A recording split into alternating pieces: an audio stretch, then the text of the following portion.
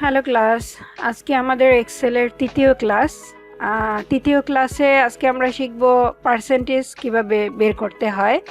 আমাদের প্রথম ক্লাসে ছিল এক্সেলের পরিচিতি, অর্থাৎ এক্সেল কি এক্সেল কি দ্বারা গঠিত হয়েছে, ওয়ার্কবুক, ওয়ার্কশিট এরকমের কিছু বিষয় ছিল। এবং দ্বিতীয় যে ক্লাসটা ছিল সেখানে এক্সেলের সাহায্যে যোগ বিয়োগ ভাগ গুণ এগুলো দেখানো হয়েছিল। পরবর্তীতে কিন্তু আমাদের আরেকটা ভিডিও চলে আসছিল, সেটা হচ্ছে গিয়ে এক্সেলে কিভাবে বাংলা লেখা যায় এবং বাংলায় কিভাবে আমরা যোগ বিয়োগ ভাগ গুণ করতে পারি। আচ্ছা, আজকে আমাদের তৃতীয় ক্লাসের আজকে আমাদের বিষয় হচ্ছে গিয়ে এক্সেলে কিভাবে পার্সেন্টেজ বের করব। আমরা এক্সেলের স্ক্রিনে দেখতে পাচ্ছি একটি ফলের দোকানের হিসাব আছে, কিন্তু ফলের দোকানের নামটা আমরা দেইনি, আমরা যে যার কল্পনায় একটা নাম সাজিয়ে নেব।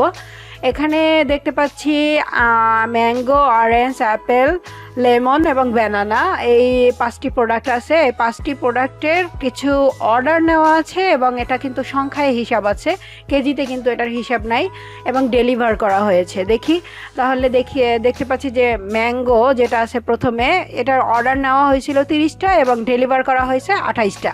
আবার অরেঞ্জ এটা হচ্ছে গিয়ে 78টা হচ্ছে গিয়ে অর্ডার নেওয়া হয়েছিল, ডেলিভার করা হয়েছিল 67টা। আবার অ্যাপেল সেটা হচ্ছে গিয়ে 59টা অর্ডার নেওয়া হয়েছিল, 53টা। জাস্ট এভাবে ব্যানানা এবং লেমন দেওয়া আছে। এখন আমরা যখন এটার পার্সেন্টেজ বের করতে যাব, অর্থাৎ যে কয়টা অর্ডার নেওয়া হয়েছে, ডেলিভার করা হয়েছে, তার কত পার্সেন্ট, এই জিনিসটা বের করব আজকে আমরা।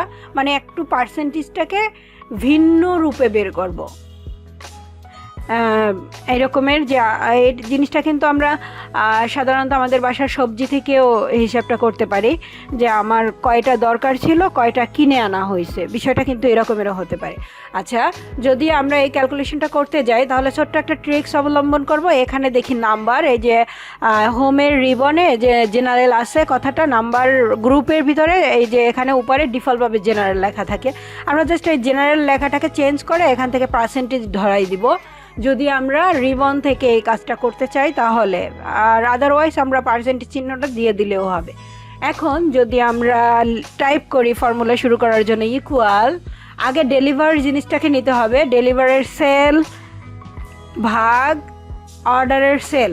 যেহেতু আমরা ওখানে পার্সেন্টেজ নিয়েছি, এর জন্য আমাদের এক্সট্রাভাবে কোনো পার্সেন্টেজ চিহ্ন দিতে হচ্ছে না, জাস্ট কিবোর্ড থেকে ইন্টার প্রেস। আমরা দেখতে পেয়েছি যে 93.33% আমাদের ডেলিভার করা হয়েছে। এখানে যদি আমরা ডাবল ক্লিক করে দেই বা ড্র্যাগ করে এখানে টান দেই তাহলে কিন্তু আমাদের সম্পূর্ণ হিসাবটি বের হয়ে যায়। হিসাবটা আমরা কিন্তু তখন ক্লিয়ার হই যখন আমাদের লেমনের অর্ডার ছিল 89টা এবং আমরা ডেলিভারও করেছি 89টা। তার মানে আমরা ডেলিভার কতটা করতে পারছি, আমরা 100% ডেলিভারি দিতে পারছি। বিষয়টা সেইটা যে আমরা যে কয়টা অর্ডার ছিল আমরা সেটার ডেলিভারিটা কিভাবে দিতে পেরেছি। এখন বর্তমানে অনলাইন উদ্যোক্তার সংখ্যা কিন্তু অনেক বেশি। অনলাইন উদ্যোক্তারা কিন্তু তাদের হিসাব নিকাশগুলো, যেহেতু তাদের সেল বেশি হচ্ছে, তাদের হিসাব নিকাশগুলো যদি পার্সেন্টেজে করতে চায় তাহলে কিন্তু এই ভিডিওটা তারা দেখতে পারে। তাই সেক্ষেত্রে তাদের যদি প্রোডাক্টের সংখ্যা এবং ডেলিভারির সংখ্যাটা দিয়ে এভাবে ক্যালকুলেশনটা করে, তার জন্য কিন্তু হিসাবটা এবং মান্থলি যে হিসাবটা তার জন্য একদম সহজ হয়ে যায়। এখন যদি আমরা এই হিসাবটাকে একটু স্যালারি শিটের আকারে দেখতে চাই, যারা আমরা জব হোল্ডার আছি, এখন এখানে 5 জনের নাম দেওয়া আছে এবং 5 জনের বেসিক স্যালারি দেওয়া আছে। এখন আমরা জানি বেসিক স্যালারির উপরে ভিত্তি করে আমাদের প্রত্যেকের, যারা গভর্নমেন্ট জব করে তাদের কিন্তু প্রত্যেকেরই বাসা ভাড়া বা হাউস রেন্ট এই কথাটা থাকে। এখন সেটা কিন্তু একজনের একটা বেস থাকে, যে বাসা ভাড়া এত % হবে। আমরা যদিও কোনো লজিক্যাল ফাংশনে যাচ্ছি না, আমরা জাস্ট গুণ শেখার জন্য, মানে আমরা জাস্ট পার্সেন্টেজ শেখার জন্য আমরা এই জিনিসটা ব্যবহার করতেছি। তাহলে যদি যে কোনো ডেজিগনেশনের পার্সন, যে কোনো বেসিক স্যালারির পার্সনের যদি বাসা ভাড়া হয় তার বেসিকের 50%, যদি কথাটা এরকমের থাকে যে বেসিক যত হবে তার 50% হবে তার বাসা ভাড়া, বা বেসিক যত হবে তার 10% হবে। প্রথমে না হয় আমি 10% দিয়েই করলাম, একটু কম থেকেই যাই, বেশির দিকে পরে উঠি। আচ্ছা, যদি হাউস রেন্ট হয় বেসিকের 10%, তাহলে আমাদের সংখ্যাটা বা আমাদের অ্যামাউন্টটা কত দাঁড়ায় দেখি। আমরা ক্যালকুলেশন শুরু করার জন্য দিলাম ইকুয়াল বেসিক আমার যে ভিত্তি, যার উপরে ভিত্তি করে পার্সেন্ট নির্ধারিত হবে, সেই বেসিককে দিয়ে দিলাম গুণন চিহ্ন। এখানে কিন্তু আর ভগ্নাংশের চিহ্ন হবে না, গুণন চিহ্ন আছে হচ্ছে কি আমাদের 8-এর উপরে, বা যদি আপনারা কেউ রাইট সাইডের যে আমাদের কিবোর্ডের বাটনগুলো আছে সেগুলো ইউজ করে থাকেন, সেখানে কিন্তু আলাদা করে স্টার চিহ্ন দেওয়া আছে, সেইটা কত পার্সেন্ট দিচ্ছি আমরা 10%। জাস্ট এখান থেকে 10 টাইপ করার পরে আমরা পার্সেন্ট দিব, শিফট 5, অর্থাৎ পার্সেন্ট কথাটা চলে আসছে। এখন ইন্টার প্রেস করলে এই যে 15,000-এর 10% হচ্ছে গিয়ে 1500 টাকা, এটা আমরা সবাই জানি। তার মানে আমরা বুঝতে পারছি আমাদের সঠিক যে পার্সেন্টেজটা দেওয়ার সেটাই কিন্তু দিয়েছে। এখন আপনি যদি হিসাবটা 10%-এ না করে আপনি যদি 25%-এ করেন তাহলে কেমন হবে? ইকুয়াল আমাদের বেসিক স্যালারি গুণন চিহ্ন, তারপর হচ্ছে গিয়া 25%। ইন্টার। এখান থেকে যদি আমরা ড্র্যাগ করি এভাবে, তাহলে কিন্তু আমাদের পার্সেন্টেজটা বের হয়ে গেল। এখন দেখেন এই পার্সেন্টেজের যে আমরা ক্যালকুলেশনটা করলাম, যে ফর্মুলা ব্যবহার করলাম, আর এই যে ফর্মুলাটা একটু কিন্তু ডিফারেন্ট। এটাকে কিন্তু এটা আর এটা এই দুইজনের সাথে কিন্তু ভাগ করা হয়েছে। আর এখানে আপনারা মনে করবেন যে এক জায়গায় গুণ করা হলো কেন, এক জায়গায় ভাগ করা হলো কেন।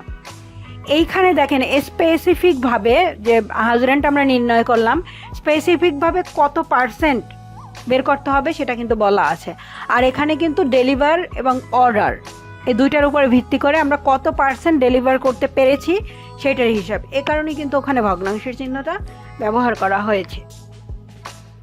এখন এখানে যদি আমরা পার্সেন্টেজের চিহ্নটা না আনতাম এই অঙ্কটায়, তাহলে আমরা অঙ্কটা কিভাবে করতাম? ইকুয়াল দিতাম, ডেলিভার দিতাম, ভগ্নাংশের চিহ্ন দিতাম, অর্ডার দিতাম, তারপরে আমরা অর্ডারের সাথে পার্সেন্টেজ কথাটা দিয়ে দিতাম। জাস্ট একই ফলাফল আসতো, কিন্তু এক্সট্রাভাবে কি আসতো না, পার্সেন্টেজের যে চিহ্নটা সেটা আমাদের আসতো না, কিন্তু রেজাল্ট কিন্তু আসতো। তারপর কিন্তু আমাদের এক্সট্রা করে আবার পার্সেন্টেজের চিহ্নটা আনতে হতো। সে কারণে কিন্তু আমি ওখানে ডিরেক্টলি গিয়ে পার্সেন্টেজকে এখানে জেনারেলের জায়গায় চেঞ্জ করে দিয়ে আসছি। আজকে আমাদের পার্সেন্টেজের ক্লাস এ পর্যন্তই ছিল। যারা পার্সেন্টেজ আগে থেকে জানেন বের করতে, তাদের জন্য হয়তো বা ভিডিওটা হেল্পফুল হয় নাই, কিন্তু যারা জানেন না বা আমার যারা স্টুডেন্ট আছেন তাদের জন্য যদি ভিডিওটা বুঝতে কোনো অসুবিধা হয়, তাহলে কিন্তু আমাকে ক্লাসে বা এখানে কমেন্ট বক্সে জানানো যায়।